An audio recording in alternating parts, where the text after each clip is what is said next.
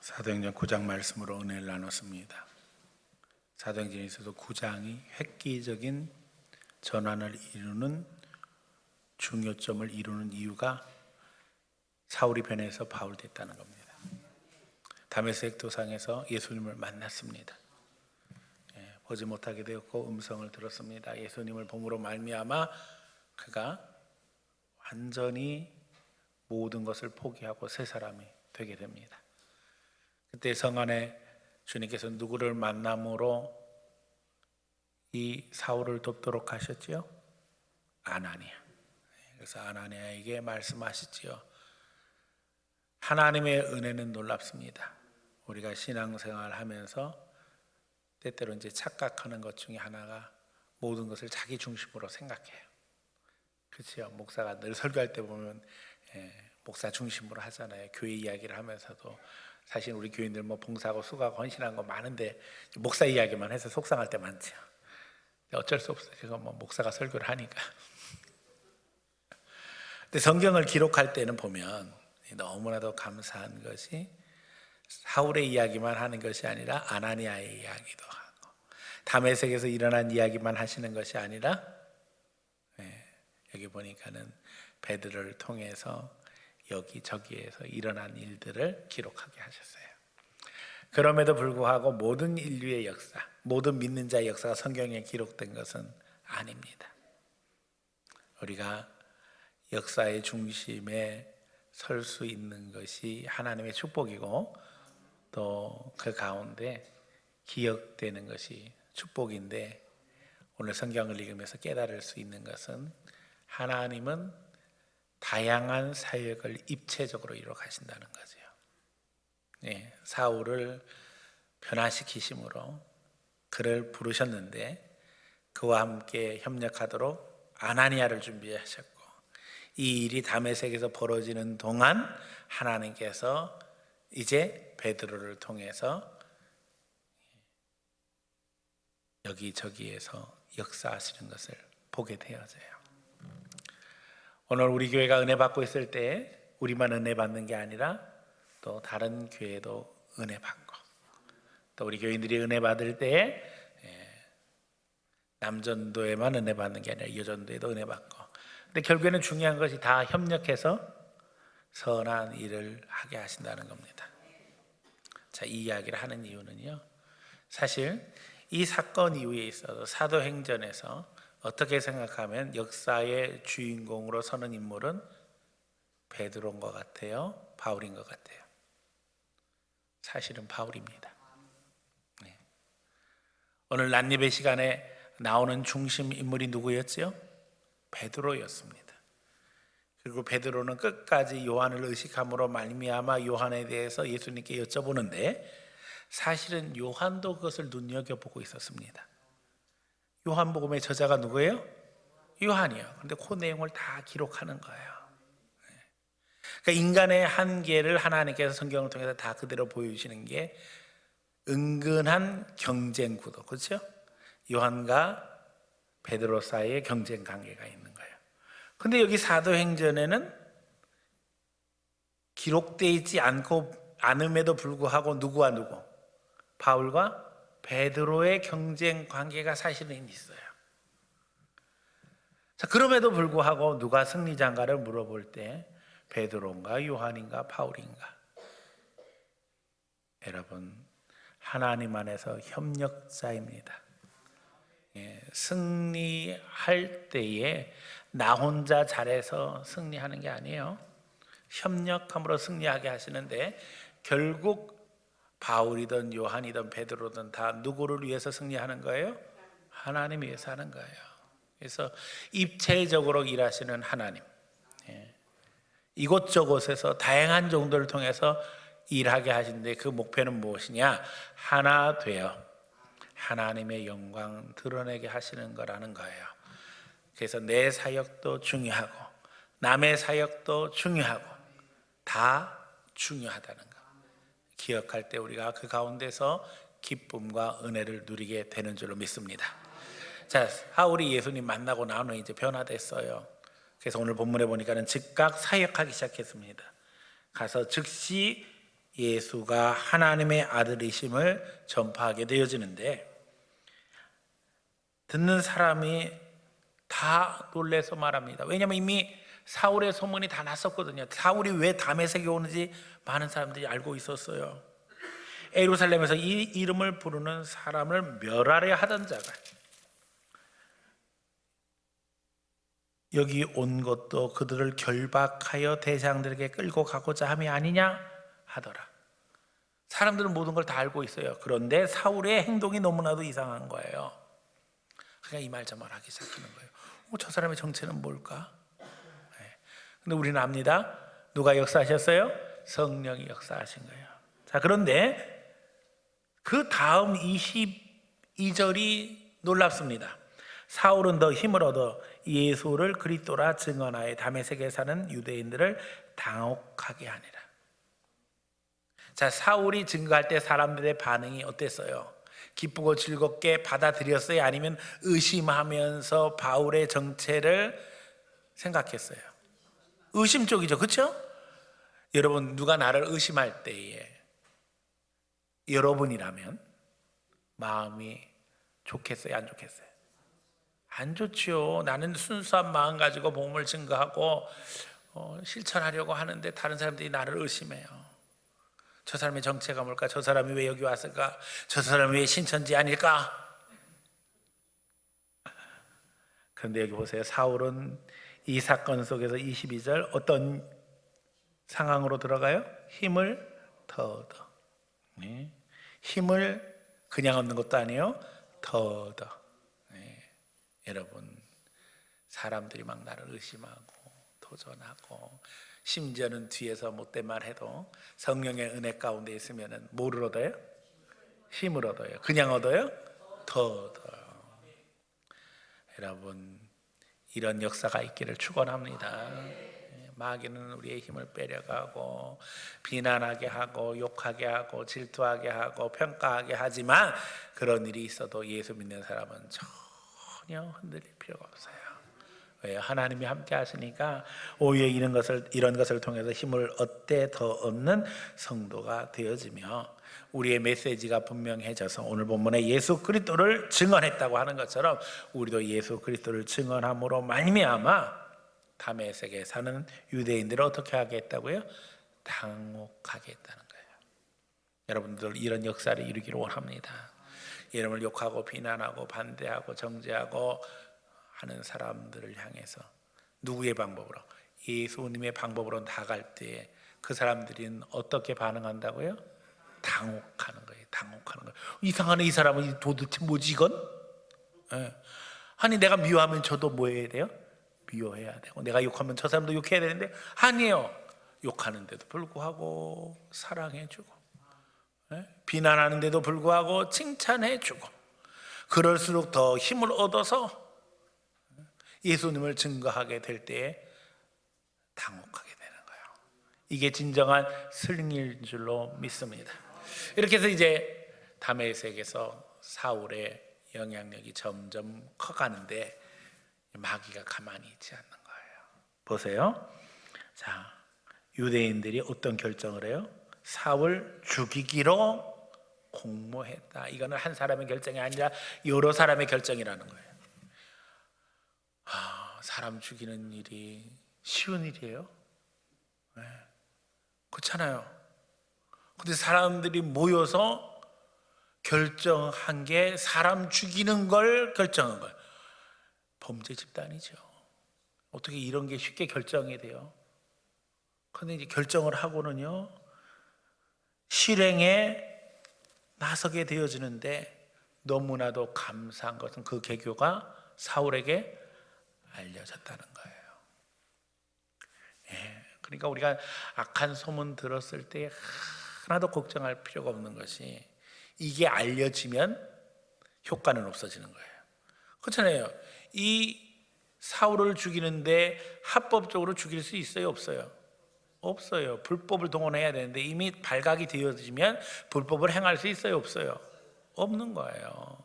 그러니까 우리가 때때로 악한 말 들어도 어떻게 반응해야 된다고요? 더 힘을 얻어야죠. 더 힘을 얻고 흔들려서는 안 됩니다. 마귀가 옛날에 하던 방식으로 또 하는구나. 다 성경에 있다 이 녀석아.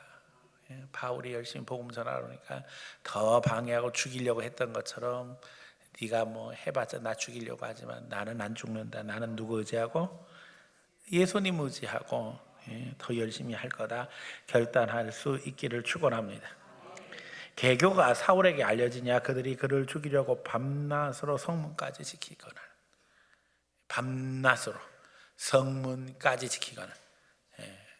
여기에는 여러 가지 의미가 있습니다. 그렇죠? 밤낮으로 쉬지 않고. 아니 밤에는 종 가서 뭐 해야 돼요? 차야죠. 근데 자지도 않고 지키는 거예요. 일편단심 뭘 하려고? 죽이려고. 참, 사람을 살리려고 해야지. 그렇죠? 그리고 어디까지? 성문까지. 그 이야기는 뭐예요? 다른 데도 지켰다는 얘기예요. 그러니까 밤낮 성문까지 지켰다는 얘기는 이것저것 물샐 틈 없이 계획을 세워서 사울 죽이려고 준비하는 거예요. 그런데 자 보니까는 그의 제자들, 누구의 제자들이에요? 사울의 제자들이 밤에 사울을 광주에 담아 그를 성벽에 달아 내리니라. 이럴 줄 몰랐지요. 계획을 세운 거예요. 그래 너네들이 그럼 다 지키고 있어. 그럼 우리도 방법이 있지. 여러분 기도하면 방법이 생기는 줄로 믿습니다. 하나님은 우리 편이에요. 뭐 도전하고 악한 역사를 이뤄도 주님의 인도하심 따라서 기도하고 계획하면 돼요. 성문으로 나갈 줄 알았죠. 그런데 바구니에 달아서 성벽에서 사울을 드러내리게 되어집니다. 그래서 어떻게 됐어요? 성공적으로 탈출하게 된 거예요. 하나님의 은혜는 놀랍습니다. 결국 사울이 예루살렘에 가서 제자들을 사귀고 자 하나 다 두려워하여 그가 제자됨을 믿지 아니하니. 그래서 이제 예루살렘으로 가는 거예요. 예루살렘 가면 예수 믿는 사람들이 있으니까. 근데 이제 예루살렘 교회가 난리가 났어요. 왜요? 사울이 변화되었는데 믿을 수 있다고요? 없다고요? 없다고요. 이것도 뭐 이단이 온 거 아닌가, 뭔가 또 꽁승궁에 속인 아닌가, 뭐 온갖 의심을 다 하는 거죠. 자, 그런데 감사한 일은 자 다메섹에서 누가 도와줬어요? 하나니아가 있었잖아요. 예루살렘에 누가 있어요? 바나바가 있는 거예요. 바나바가 데리고 사도들에게 가서 그가 길에서 어떻게 주를 보았는지와 주께서 그에게 말씀하신 일과 다메섹에서 그가 어떻게 예수의 이름을 담대히 말하였는지를 전하니라. 바울이 말 안 해도 바나바가 다 대변을 해주는 거예요. 그런데 바나바는 우리가 아는 것처럼 하나님 앞에나 사람 앞에 인정받은 인물이에요. 그러니까 훌륭한 보증인이 있으니까 사람들이 누굴 보고 믿어주는 거예요? 바나바를 보고 믿어주는 거예요. 하나님의 은혜는 이와 같습니다. 우리가 부족한 것이 있다면 채워주심으로 말미암아 역사를 이루게 하시는 거예요. 세상에서 제일 힘든 것 중에 하나가 보증이라고 그럽니다. 그래서 돈 보증은 누구도 쓰지 말라고 그러죠. 그런데 돈 보증보다 더 힘든 거는 사람 보증이에요. 그렇잖아요. 돈은 문제가 생기면 채워 놓을 수 있지만 사람은 문제가 생기면 대체할 수 없어요. 그런데 바나바가 바울의 보증을 쓰는 거예요. 하나님의 역사지요.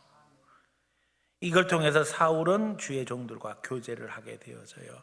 그래서 제자들과 함께 있어 예루살렘에 출입하며 또 주 예수 이름으로 담대히 말하고 헬라파 유대인들과 함께 말하되 변론하니 그 사람들이 죽이려고 힘쓰거늘 형제들이 알고 가이사랴로 데리고 내려가서 다소로 보내니라.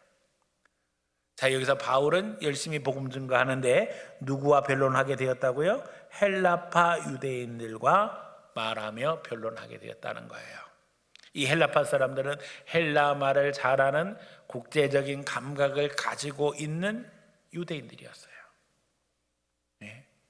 여기 바울도 역시 국제적인 감각을 가지고 있는 로마 시민이었으니까 상당 부분의 공통 분모가 있는 듯하지만 영적으로 통할 수 없는 것이, 이 헬라파 유대인들은 예수를 믿지 않아요.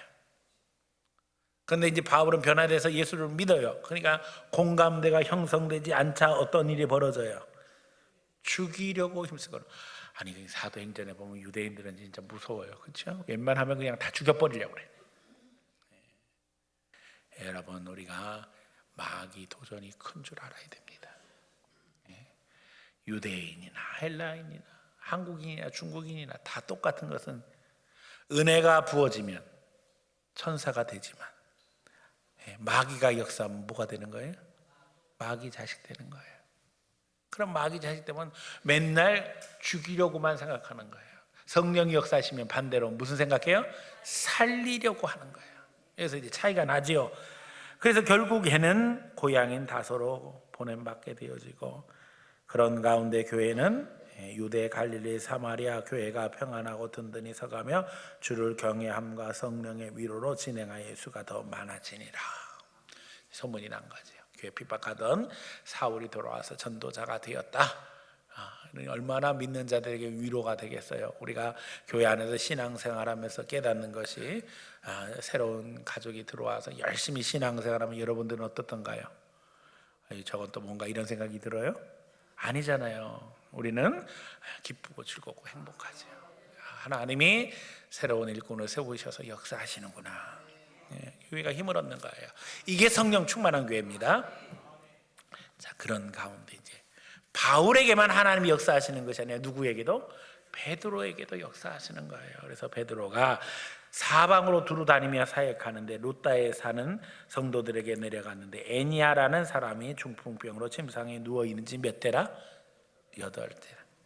근데 중풍병자에 대해서 이야기할 때 뭐 6개월 안에 혹은 뭐 1년 안에 3년 안에 뭐 그런 얘기들 많이 하잖아요. 근데 그게 회복이 안 되면 뭐라고 그래요? 죽을 때까지 그냥 그렇게 살아야 된다. 사람들이 많이 얘기를 하기 때문에 그 시간 안에 회복되려고 막 인간적으로 노력을 많이 합니다. 이게 사람들이 어떻게 생각하면 임상 경험이죠. 근데 이 사람은 몇 년? 8년. 이 말이 뭘 표현해요? 소망은 있다 없다? 없다. 죄송합니다. 소망은 없다예요. 그런데 소망이 없는데 소망이 생기고 소망이 현실이 되는 거예요. 베드로가 이르되, 애니아야, 예수 그리스도께서 너를 낫게 하시니 일어나 내 자리를 정돈하라 한데 일어나네. 뭐하러? 정돈하라. 하나님 은혜죠. 이 사람에게 이제는 자리는 필요 없는 거예요. 왜요? 정상생활 할 수 있으니까. 하나님의 역사가 놀라운 거예요. 그러니까는 루다와 시돈의 사람들에게 소문이 납니다. 다 그를 보고 주께로 돌아오니라. 그러니까 놀라운 것은 우리가 하나님의 말씀을 증거함으로 전도할 때요, 우리 힘으로 전도는 안 돼요. 사람들은 다 강박해요. 그런데 누가 역사하셔요? 성령이 역사하시는 거예요. 성령이 역사하시면 기적이 일어나는 거예요. 그래서 우리가 교회 안에서 하나님 앞에 기도하고 말씀 보고 찬송하는 것도 너무 중요하고 마땅한 성도의 도리지만은, 이제 여기서 은혜 받으면 어떻게 해야 되는 거예요? 나가서 증거하면 그때 성령이 역사하셔서 기적을 허락하시는 거예요. 그래서 벌떡벌떡 일어나는 거예요. 치유의 역사가 나타나는 거예요. 회복의 역사가 나타나는 거예요. 여러분들이 그 주인공이 되기를 축원합니다. 그런데 그 중에 보니까는 루다에 사는 성도들에게 베드로가 갔는데, 이제는 애니아가 고침받고 또 이제 요바에 가니까 누가 있어요? 다비다가 있어요. 다비다는 번역하면 도루가라, 선행과 구제를 하는 일이 심히 많더니. 그래서 이 사람의 별명을 해석하면, 우리는 뭐 다비다나 도루가나 다 다른 말이니까는, 그런데 해석하면 이 말이 무슨 말이냐면 준다는 뜻이에요. 주는 사람이라는 거예요. 그러니까 뭐 좋은 것만 있으면 남 주는 거 좋아하는 사람인 거예요. 그런 사람 다른 사람들이 싫어할까요? 좋아할까요? 좋아하지요. 쓰레기 주면 싫어하겠지만 좋은 거를 주니까. 그래서 선행과 구제를 심히 힘쓰는 사람인데, 이 사람이 병들어 죽게 되어 시체를 씻어 달하게 누이니라. 미련이 많은 거예요. 사람이 죽게 되면 이스라엘 사람들은 금세 장례 치릅니다. 그런데 미련이 많아서, 병들어 죽게 되는 건 인생 가는 길인데 시체를 씻어다가는 다락에 눕히고는 하나님 앞에 기도하는 거예요. 자, 그런 상황에 눕다가 요바에서 가까움으로 제자들이 베드로에게 가서 이제 사람을 보내 지체하지 말고 와달라고 강청합니다. 그래서 베드로가 그 다락방에 올라가게 되는 거예요. 사람들이 베드로 곁에 서서 울어요. 왜? 도르가가 죽어서. 그러면서 이야기하는데 이 부분이 감격적입니다. 그들과 함께 있을 때에 지은 속옷과 겉옷을 다 내보이거나. 그러니까 도르가가 주위에 있는 과부들에게 속옷도 만들어주고 겉옷도 만들어주고 그러면서 산 거예요. 그런데 도르가가 죽은 것을 보고 이 과부들이 몰려와가지고는 우는데 참 희한한 분들이에요. 자기 겉옷도 가져오고 속옷도 가져왔어요. 그리고 그걸 또 주의 종한테 다 보여줘. 이 속옷, 이 겉옷 상상만 해도 좀 웃기죠. 이 사람들이 심각해요. 왜냐하면 너무 사랑하기 때문에. 그렇잖아요. 이게 자기들은 헐벗고 굶주리고 못 사는데 그 헐벗고 굶주리는 우리를 위해서 아낌없이 사랑을 베풀던 이 도르가가 세상 떠난 것을 보면서 상상해보면 너무나도 코믹한 장면이지만 그들은 진심에서 우러나서 베드로에게 이야기하는 거예요. 베드로가 사람을 다 내보내고 무릎 꿇고 기도합니다. 그리고 시체를 향해서 다비다야 일어나라 하니 그가 눈을 떠 베드로를 보고 일어나 앉는지라. 자, 이 사람이 잠자는 게 아니었어요. 어떻게 됐었다고요? 죽었다. 네. 그런데 살아난 거예요. 베드로가 손을 내밀어 일으키고 성도들과 과부들을 불러들여 그가 살아난 것을 보이니 온 요빠 사람이 알고 많은 사람이 주를 믿더라. 베드로가 요빠의 여러 난리에서 시몬이라 하는 무두장의 지부에 머무느니라. 네. 자, 사실 성경은 우리가 생각할 때 제 생각에는 여기 43절이 10장 1절로 갔어야 돼요. 그런데 마치 드라마에서 다음 사건을 예견하는 장면을 딱 펼쳐주고 끝나는 것처럼 지금 9장이 끝나고 있어요. 무슨 얘기예요? 하나님은 일하실 게 앞으로도 많다는 거예요. 이야기는 계속된다는 거예요. 우리는 사도행전을 보면서 잊어버리지 말아야 됩니다. 이야기가 베드로와 바울의 이야기로 끝나는 것이 아니라 주님의 이야기는 오늘도 누구를 통해서? 나를 통해서 계속되고 있다는 거예요. 주님은 오늘도 우리를 치료하시기 원하시고 우리를 통해서 죽은 자를 살리기 원하시고 병든 자를 고치기를 원하시고 불신자를 신자 되도록 하기를 원하셔요. 오늘 우리 주님 앞에 간절한 마음 가지고 서기 원합니다. 주님이 진짜 우리에게 원하시는 건 무엇일까? 이제 은혜를 거저 받았으니 어떻게 해야 될까요? 거저 은혜를 나누는 사람이 되어야 됩니다. 내가 예수 그리스도의 생명을 알고 주님 안에서 신앙생활하며 보니까 여러분 주님 없이 살 수 있어요? 없어요? 없죠. 이 귀한 은혜를 증거해야 되는 거예요. 주님이 있기 때문에 우리는 행복하고 주님이 있기 때문에 감사하고 주님이 있기 때문에 위로받고 주님이 있기 때문에 오늘도 하나님 앞에 예배하며 은혜를 누리고 있는데 주님 없이 살아가는 사람들 생각할 때 너무 안타깝잖아요. 주여 우리에게 뜨거운 심장을 주셔서 그 영혼들을 하나님 앞에 인도할 수 있는 능력을 주세요. 바울에게도 함께 하시고 사울에게도 함께 하셨던 하나님, 때를 따라 지혜를 주시고 때를 따라 돕는 사람도 붙여주시고 때를 따라 능력의 역사를 이루게 해주세요. 우리는 할 수 없지만 하나님은 하실 줄 믿습니다. 기도함으로 오늘도 예수 이름으로 승리하며 그 가운데 믿음의 역사를 이루며 하나님 앞에 찬양이 끊임없이 솟아나는 거룩한 성도들이 다 되어지기를 예수님 이름으로 간절히 축원합니다.